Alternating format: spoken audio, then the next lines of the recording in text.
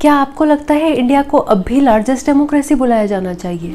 ये लोग तो कह रहे हैं हम अथॉरिटेरियन बनते जा रहे हैं, लेकिन इंडिया में तो इलेक्शंस भी होते हैं, पार्लियामेंट भी है, कॉन्स्टिट्यूशन भी है।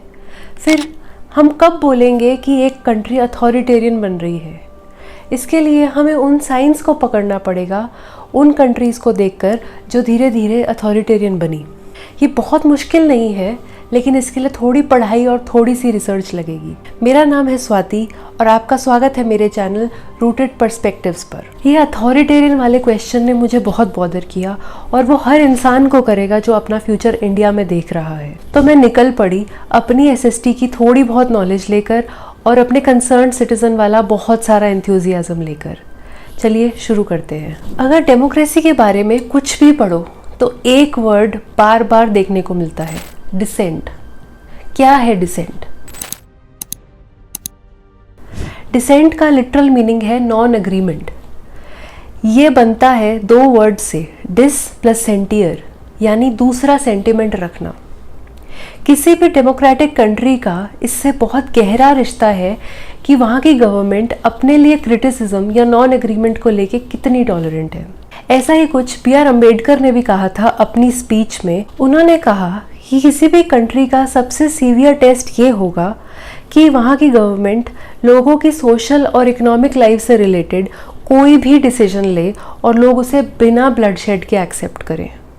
बिना ब्लडशेड के एक्सेप्ट करें से मतलब तीन चीज़ें समझ में आती हैं। पहला, कि वो एक्सपेक्ट करते थे लोगों से कि वे पॉलिटिक्स में एक्टिवली इंटरेस्ट लेंगे। सेकेंडली, उनके पास अपने मीडियम्स होंगे आवाज़ पहुंचाने के लिए गवर्नमेंट तक, यानी वे डिसेंट कर सकते हैं। तीसरा, इस पूरे प्रोसेस में वायलेंस या ब्लडशेड नहीं होना चाहिए। इसी स्टेट ऑफ डिसेंट को प्रेजेंट डे इंडिया में समझते हैं। हमने 2024 में कई सारे प्रोटेस्ट देखे। स्टूडेंट्स ने प्रोटेस्ट किया जॉब्स के लिए, अग्निवीर का हुआ, फार्मर्स ने किया, अब आज डॉक्टर्स कर रहे हैं रेप के मामले में। लेकिन हमारे केस के लिए हम दो प्रोटेस्ट को कंट्रास्ट करते हैं और गवर्नमेंट का रिएक्शन समझते हैं। फरवरी 2024 में सोनम वांगचुक लद्दाख में क्लाइमेट चेंज और 6 शेड्यूल की मांग के लिए फास्ट पर बैठे।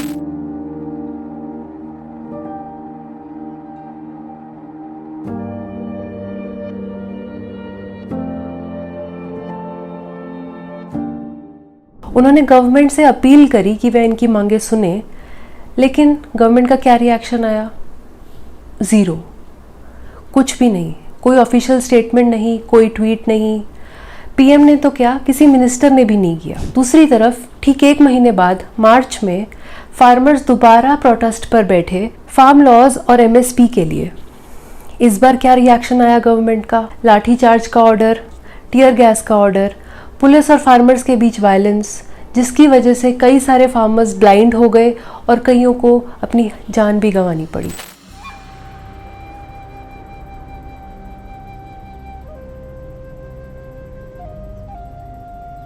अब चाहे ये दोनों प्रोटेस्ट देखने में अलग अलग लगें, लेकिन इनमें एक चीज़ कॉमन है। वो ये है कि गवर्नमेंट अपने ऑपोजिशन को लेके कितनी इंटॉलरेंट है या सप्रेशन कैसे हो रहा है डिसेंट का। जो कंट्री खुद को डेमोक्रेटिक बुलाती हो वहाँ ऐसा होना बड़ी बात है। इसके लिए हमें थोड़ा डेमोक्रेसी के स्ट्रक्चर को समझना होगा। शुरू से शुरू करें तो डेमोक्रेसी की शुरुआत 6th सेंचुरी BC में एथेंस ग्रीस में हुई। तब तक वहाँ कोई ना कोई रूलर या मोनार्क रूल किया करता था। एक मोनार्क की पावर अनचैलेंज्ड होती थी जब तक कोई और रूलर नहीं आ जाता था। लेकिन ग्रीक लोगों का मानना था कि वह सारे लोग ही बारबेरियंस हैं या असभ्य लोग हैं। तो उन्होंने अपना आंसर फिलॉसफी से ढूंढा। उन्होंने कहा कि ऐसे लॉज होने चाहिए जिसमें सारे इक्वल हों, चाहे फिर वो राजा हो या वो कोई common man. Rule of law तो आज भी एग्जिस्ट करता है, लेकिन जैसे जैसे डेमोक्रेसी इवॉल्व हुई तो दूसरी चीज़ें बदल गई। जैसे कि एथेनियन डेमोक्रेसी में सिर्फ मेल लैंड ओनर्स को ही वोटिंग राइट दिया गया, लेकिन मॉडर्न डेमोक्रेसी में सबको यूनिवर्सल वोटिंग राइट दिया गया। इनफैक्ट इंडिया कई सारी कंट्रीज से आगे था विमेन को वोटिंग राइट देने के लिए, जब स्विट्जरलैंड और कई सारी अफ्रीकन कंट्रीज को नहीं मिला था। इनफैक्ट ग्रीस को खुद भी नहीं मिला था। लेकिन किसी भी डेमोक्रेसी में सबसे इम्पोर्टेंट फीचर ये नहीं होता कि वहाँ इलेक्शंस होते हैं या वहाँ वोटिंग होती है। लेकिन डेमोक्रेसी का जो सेंट्रल फीचर ये है कि वहाँ की पावर डिसेंट्रलाइज्ड होती है दूसरे लोगों के पास, ताकि रूलिंग गवर्नमेंट के पास इतनी पावर ना हो कि वो अनचेक चली जाए।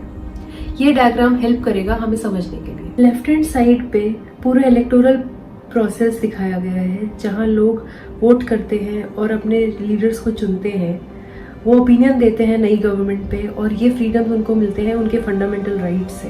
ये इंस्टीट्यूशंस क्रिएट करे गए ताकि गवर्नमेंट की पावर को चेक में रखा जा सके। तो एक आइडियल डेमोक्रेसी नॉन करप्ट है, जस्ट है, पार्टिसिपेटिव है और डिसेंट्रलाइज्ड। क्योंकि डेमोक्रेसी का बेसिस ही गवर्नमेंट की पावर को चेक में रखने का है, तो डिसेंट और नॉन एग्रीमेंट इसलिए सबसे ज्यादा इंपॉर्टेंट फीचर होता है। लेकिन ये एक आइडियल केस सिनेरियो है। असल में कंट्री के पास दो ही ऑप्शंस नहीं होते कि या तो वो डिक्टेटरशिप होगी या फिर वो एक डेमोक्रेसी। असल में एक डेमोक्रेसी स्केल के जैसी होती है, जिसमें लेफ्ट हैंड साइड पे लेस डेमोक्रेटिक और मोर डेमोक्रेटिक राइट साइड पे। जैसे जैसे कंट्री अथॉरिटेरियन बनती है तो वो लेफ्टवर्ड शिफ्ट करती है, और ये प्रोसेस बहुत धीरे होता है और बहुत सटल होता है। ये इतना धीरे होता है कई बार कि लोगों को खुद ही नहीं पता होता कि उनकी कंट्री अथॉरिटेरियन बन गई है। जैसे एक सर्वे हुआ 2011 में वेनेजुएला में, जब वो काफ़ी हद तक अथॉरिटेरियन था और लोगों से पूछा गया कि वो अपनी कंट्री को कितना रेट करेंगे from 1 to 10 on a democracy scale. 51% से भी ज़्यादा लोगों ने उसको 8 और हायर कहा। अब क्योंकि ये प्रोसेस इतना सटल होता है, तो इसका फ्रेमवर्क समझना बहुत ज़रूरी है, जो हम आगे देखेंगे। हार्वर्ड के 2 पॉलिटिकल साइंटिस्ट ने इस पर रिसर्च करी और उन्होंने कहा कि एक अथॉरिटेरियन गवर्नमेंट बनाना फुटबॉल मैच को फिक्स करने जैसा होता है। पहले आप रेफरीज को अपनी साइड में लेते हो, फिर दूसरे स्टेप में आप अपोजिंग प्लेयर्स को या तो वीक करते हो या फिर आप उन्हें भी खरीद लेते हो। तीसरे स्टेप में आप गेम के रूल्स ही चेंज कर देते हो। आइए देखते हैं रियल लाइफ में कैसे होता है। रेफरीज से मतलब यहाँ इंस्टीट्यूशन से है।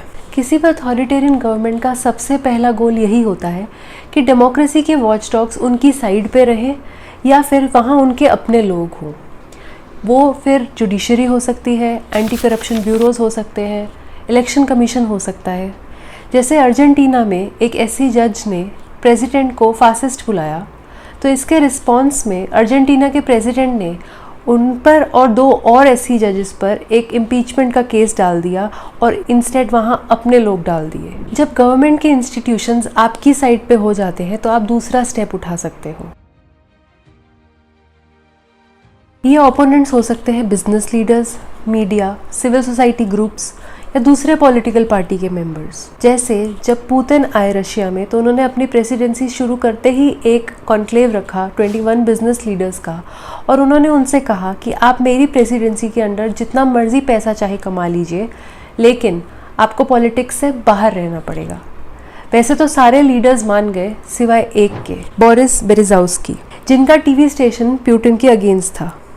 इसी वजह से पुतिन ने इन पर फाइनेंशियल फ्रॉड का एक केस डाल दिया और उन्हें रशिया छोड़ के जाना पड़ा। ऐसा ही हुआ एक्वाडोर में। एक्वाडोर में जब एक मीडिया ग्रुप प्रेसिडेंट के खिलाफ था, तो प्रेसिडेंट ने $40 मिलियन का लीगल केस उस कंपनी पर डाल दिया और वो जीत गए। ऐसा करने के मेनली 2 फायदे होते हैं। एक तो आपके दुश्मन कम हो जाते हैं, और दूसरा जो आपके दुश्मन नहीं भी होते वो आपसे थोड़ा डर कर रहते हैं। तीसरा स्टेप, अथॉरिटेरियन गवर्नमेंट्स का सबसे इंटरेस्टिंग फीचर ये होता है कि वे इंस्टीट्यूशंस को ही यूज़ करते हैं अपनी पावर को बढ़ाने के लिए। यही एग्जिस्टिंग इंस्टीट्यूशंस इनके इन डिसीजंस को अप्रूव करते हैं। जो रूल्स ये इंस्टीट्यूशंस फॉलो करते हैं, जैसे कि कॉन्स्टिट्यूशंस या इलेक्टोरल रूल्स, इनको बदल दिया जाता है ये बोलकर कि इससे इलेक्शंस कॉम्पिटिटिव होंगे। ऐसा ही देखा गया मलेशिया में 1990s में, जब रूलिंग पार्टी को मलेशियन इस्लामिक पार्टी चैलेंज कर रही थी, तो रूलिंग पार्टी ने क्या किया? रूलिंग पार्टी ने इलेक्शन कमीशन से बुलवाकर रूरल एरियाज़ की सीट्स को कम करवा दिया, जिससे 2004 के इलेक्शंस वो 90% की मेजॉरिटी से जीत गए। इस फ्रेमवर्क को सामने रखकर आप कहीं से भी स्टार्टिंग पॉइंट ले सकते हो अथॉरिटेरियन गवर्नमेंट को डिटेक्ट करने के लिए। आप इंस्टीट्यूशंस की स्ट्रेंथ को समझ सकते हो, देख सकते हो कितनी टफ कॉल्स ले रही हैं, या फिर आप ये देख सकते हो कि गवर्नमेंट कितनी टॉलरेंट है ऑपोजिशन को लेके, चाहे वो मीडिया से आए या प्रोटेस्ट से आए। या थर्ड नंबर जिसमें आप पॉलिसी चेंजेस को देखो जिससे गवर्नमेंट अपनी पावर को बढ़ा पा रही है। एज एन इंडिविजुअल अगर हम बात करें तो हमें अगर वेल बैलेंस्ड इन्फॉर्मेशन को कंज्यूम करना है तो हमें अपनी मीडिया की कंजम्पशन को क्वेश्चन करना चाहिए, क्योंकि मीडिया ही एक ऐसी चीज़ है जो हमारे हाथ में है और वो ब्रिज बनती है हमारे और गवर्नमेंट के बीच में।